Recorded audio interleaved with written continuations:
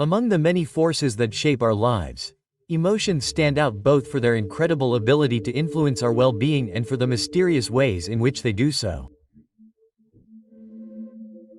When we are overcome by intense emotion, we lose the ability to discern between the rational and the irrational, good and evil, and, in extreme cases, between the real and the unreal. They can lead us to do things we never imagined we could do, some for the good, but many, no doubt, for the bad. And of all the emotions, anger stands out as one of the most powerful and certainly the most destructive. Rage, resentment, chronic hostility, and hatred are all forms of anger that, if allowed to build up, can result in intense personal suffering, harm to our loved ones, and, ultimately, even tragedies on a massive scale. In the 20th century, millions of lives were lost to political movements fueled by collective resentment. A stark reminder of the danger of ignoring our own anger. However, not all manifestations of anger are destructive or pathological. Sometimes, it arises as a legitimate response to suffering or injustice. Aristotle said, "Those who do not show anger in the face of what they should be angry about are considered fools." In certain situations, anger gives us the energy we need to act, to strive for our goals, and to face constructive challenges. It is a sign that something inside us wants to live and assert itself. While its antithesis, apathy, indicates that we are being dominated by a desire to give up, to die. The challenge we all face is how we can harness the constructive side of anger while avoiding its destructive tendencies.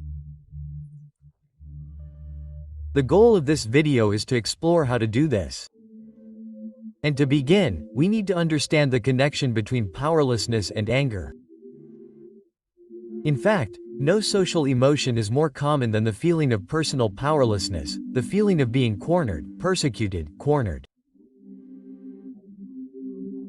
While Lord Acton rightly stated that absolute power corrupts absolutely, the opposite is also true.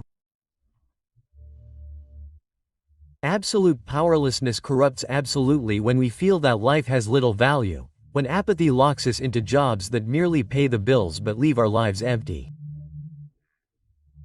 Empty soul, when we are suffocated by the overwhelming power of states and corporations, or when we drown in a multitude of others with whom we cannot connect or impact. Powerlessness arises first, followed by anger and, ultimately, rage. Our particular problem at this moment in history is the widespread loss of the sense of individual importance, a loss felt as powerlessness. Many people believe that they should not and cannot have power, that even their self-assertion is denied them, that they have nothing to assert. And so there is no other solution than violent explosion. In addition to social forces, life itself and the existential burdens we carry can awaken in us this sense of powerlessness that generates anger. From birth, we are thrown into a reality that can be hostile, frustrating, and indifferent to our desires. This powerlessness in the face of the coldness of the world is compounded by the certainty that, no matter how hard we try to deny it, our primal desire for air and existence is doomed to failure. Death awaits us. Do not go gently into that good night. Rebel. Rebel against the fading of the light. Although anger is a natural and sometimes healthy response, most of us are conditioned to repress it. We create confusing social rituals to maintain an image behind which we hide our anger and resentment. In doing so, we become psychologically unstable, fragile, and prone to psychosomatic disorders or outbursts of rage that emerge from the unconscious, seemingly without reason. Given our vulnerability, powerlessness, and anger, it is essential to find constructive ways to deal with this emotion. To do this, we can turn to the concept of the daimonic.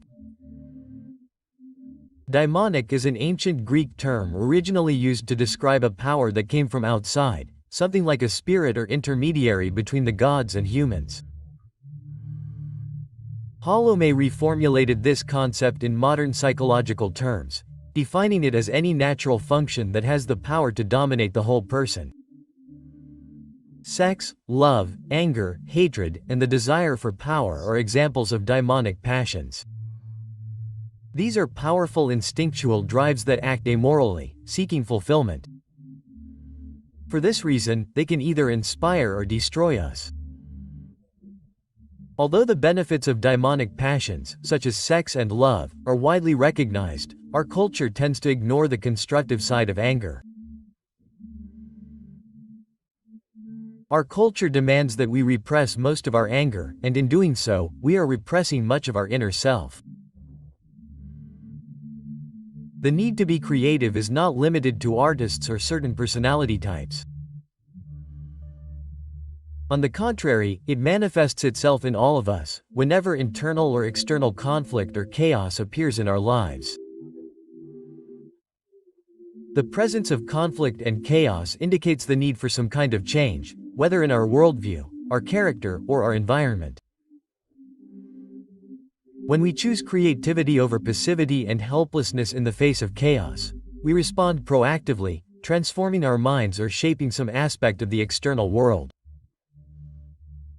In this way, we find meaning in chaos, rise to the challenges, and ultimately transcend disorder. The creative process is a process of change, of development, of evolution in the organization of subjective life, given the role of creativity in transforming chaos and conflict into order and meaning, and the feeling of impotence into power. The lack of sufficient creative expression in our lives becomes one of the main causes of many of our personal problems. However, as Pablo Picasso pointed out, every act of creation is, first of all, an act of destruction. Whether it is creating a stronger mental state or something of great importance in the external world, we must first leave behind what is old and obsolete to make room for the new. One must want to burn oneself in one's own flame. How could one desire to be new if one had not first turned to ashes? Friednit thus spoke Zarathustra. That is why, in The Marriage of Heaven and Hell, William Blake presents Satan as a symbol of creativity, activity and energy striving for freedom.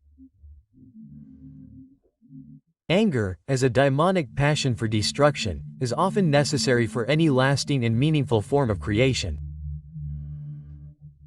Creating, actualizing one's possibilities always involves both destructive and constructive aspects. It always involves destroying the status quo, breaking old patterns within oneself, and progressively letting go of what was internalized in childhood to create new and original ways of living. Every creative experience has the potential for aggression or denial, whether toward the people around us or toward ingrained patterns within ourselves.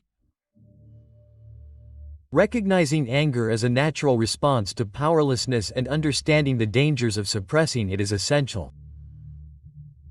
By accepting this emotion, we can prevent it from wreaking unconscious havoc on our lives and the world around us. When we become aware of anger and accept its existence, we can use it to energize our creativity, achieve challenging goals, and transform ourselves into more assertive and decisive individuals. On the other hand, if we continue to follow cultural conditioning that makes us ignore or repress anger, it can transform from a daimonic passion into a demonic power, with potentially devastating consequences. Learn to live creatively with the daimonic or be violently consumed by it. This will be the decision that will determine our destiny. May we choose wisely.